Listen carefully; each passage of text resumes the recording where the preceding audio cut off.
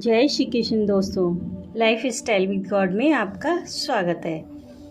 दोस्तों, आज की वीडियो में हम बात करने वाले हैं कि लड्डू गोपाल को घर लाते समय क्या क्या सावधानियां रखें और क्या चीज़ हमें नहीं करनी चाहिए, क्या चीज़ हमें अवश्य करनी चाहिए और उनकी सेवा कैसे करें। दोस्तों, आगे बढ़ने से पहले अगर आपने मेरे चैनल को अभी तक सब्सक्राइब नहीं किया है तो प्लीज़ चैनल को सब्सक्राइब कर लीजिए ताकि मेरी सारी वीडियो की नोटिफिकेशन आपको टाइम पर मिलती रहे। चलिए वीडियो शुरू करते हैं। दोस्तों, अगर आप भी इस जन्माष्टमी पर लड्डू गोपाल को घर लाने के बारे में सोच रहे हैं या फिर उनकी स्थापना करना चाहते हैं तो कुछ सावधानियां ज़रूर रखें। सबसे पहले तो आप अपने आप को पूरी तरह से तैयार कर लीजिए कि हाँ, हमें लड्डू गोपाल की सेवा करनी है। घर का जो भी मेंबर उनकी सेवा लेना चाहता है वो पूरी ईमानदारी से, पूरी लगन से और पूरी श्रद्धा के साथ उनकी सेवा करे। ऐसा ना हो कि आप लड्डू गोपाल को घर ले आएं और आप यह सोचें कि घर में 4-5 मेंबर्स हैं, सभी मिलकर लड्डू गोपाल की सेवा कर लेंगे। लेकिन ऐसा थोड़े दिन तक तो चलता है, थोड़े दिन तक तो सभी लोग उनकी सेवा कर लेते हैं, लेकिन पूरी जिम्मेदारी के साथ सब लोग सेवा नहीं करते हैं। इसीलिए घर के किसी एक सदस्य को लड्डू गोपाल की पूरी जिम्मेदारी लेनी होगी ताकि कोई सेवा करे या ना करे, वह सदस्य अपनी जिम्मेदारी पूरी निष्ठा के साथ निभाए। और सबसे पहली बात, अगर आप लड्डू गोपाल को घर ला रहे हैं तो किसी की देखा देखी लड्डू गोपाल को अपने घर लेकर ना आए। आपने अगर किसी को लड्डू गोपाल की सेवा करते हुए देखा है, अपने किसी फ्रेंड को या फिर किसी और को या फिर मोबाइल में, वो देखकर अगर आप लड्डू गोपाल को अपने घर लाना चाहते हैं तो सबसे पहले अपने आप को थोड़ा टटोलें कि हाँ, वास्तव में आप उनकी सेवा करना चाहते हैं। ऐसा ना हो कि आप घर लेकर आए, थोड़े दिन के बाद ही आपको बोझ लगने लगे। इसलिए आप ध्यान से, बहुत सोच समझकर घर लेकर आएं, क्योंकि कई बार घर लोग ले आते हैं और लड्डू गोपाल को दूध का भी भोग नहीं लगता है और देखा देखी ले आते हैं लोग। कई बार तो मैंने देखा है कि कुछ लोगों के पास छोटे लड्डू गोपाल होते हैं, लेकिन वो औरों की देखा देखी तुरंत जाकर बड़े ले आते हैं। पहली बात तो वो छोटे की ही सेवा नहीं कर रहे थे तो बड़े की क्या करेंगे।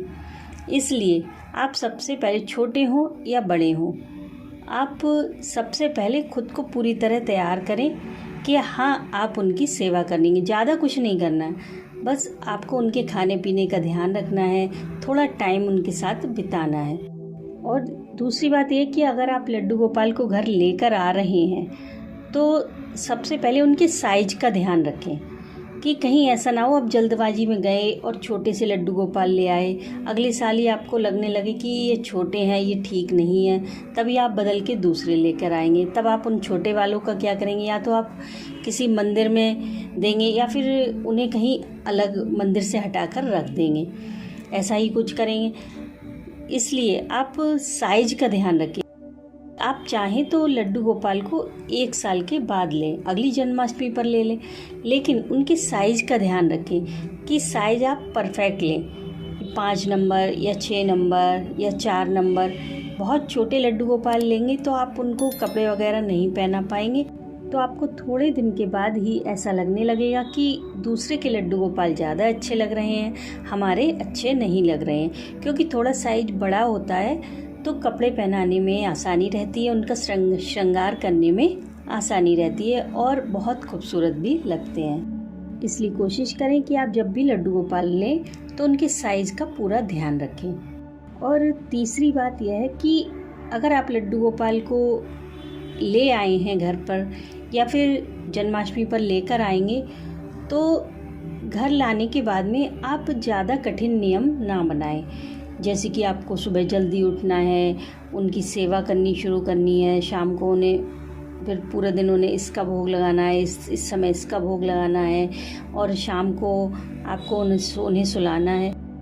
इसलिए अपने आप को ज़्यादा नियमों में ना बांधें, बस प्रेम से आप थोड़ी सेवा करें, लेकिन उनकी सेवा प्रेम से करें, भाव से करें आप जो भी खिलाएं, जो भी उन्हें अर्पण करें, बस प्रेम से उन्हें अर्पण करें, क्योंकि धीरे धीरे लड्डू गोपाल खुद ही आपसे अपनी सारी सेवा ले लेंगे और आपको पता भी नहीं चलेगा।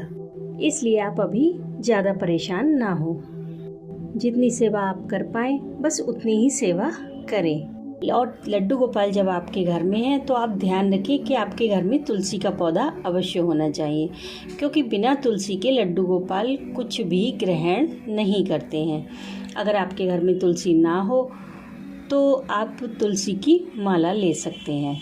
और एक और आखिरी और सबसे ज़्यादा ज़रूरी बात दोस्तों, अगर आप लड्डू गोपाल को घर लेकर आ गए हैं या फिर जन्माष्टमी पर लेकर आने वाले हैं तो एक बात का ज़रूर ध्यान रखें, वो सबसे ज़्यादा ज़रूरी है।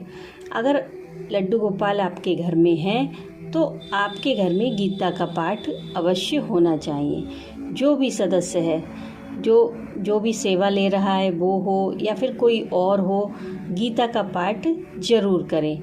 ऐसा नहीं है आपको रोज़ पूरी गीता पढ़नी है। आप 1 श्लोक, 2 श्लोक, 5 श्लोक, 10 श्लोक, आपके जितना भी आपके पास समय है आप भगवत गीता पढ़ सकते हैं। आपके पास जितना भी समय है, कम है या ज़्यादा है, लेकिन आप भगवत गीता का पाठ अवश्य करें, चाहे थोड़ा थोड़ा करें।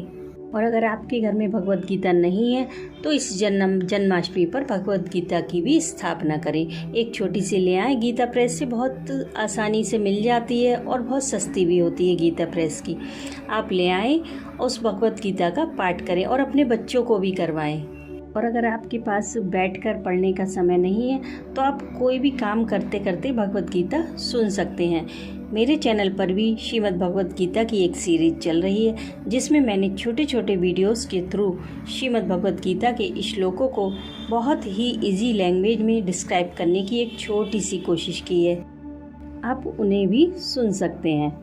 और अगर आप खुद पढ़ रहे हैं भगवत गीता तो इससे अच्छी बात और कोई हो ही नहीं सकती।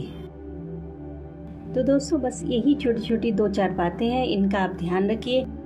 जन्माष्टमी की ढेरों शुभकामनाओं के साथ मैं मिलती हूँ आपसे नेक्स्ट वीडियो में। तब तक के लिए राधे राधे।